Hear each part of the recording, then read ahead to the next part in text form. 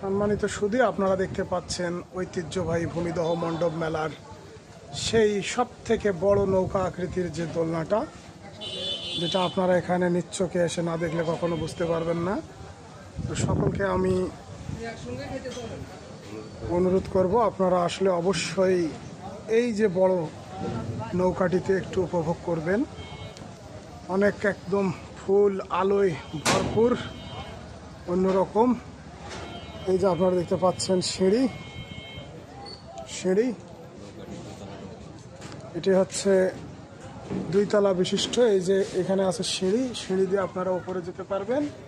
উপরে same system এরকম আছে, আপনারা দেখতে পাচ্ছেন। এটা বিশাল আকৃতির, বিশাল আকৃতির নৌকাটিকে আপনারা দেখতে পাচ্ছেন।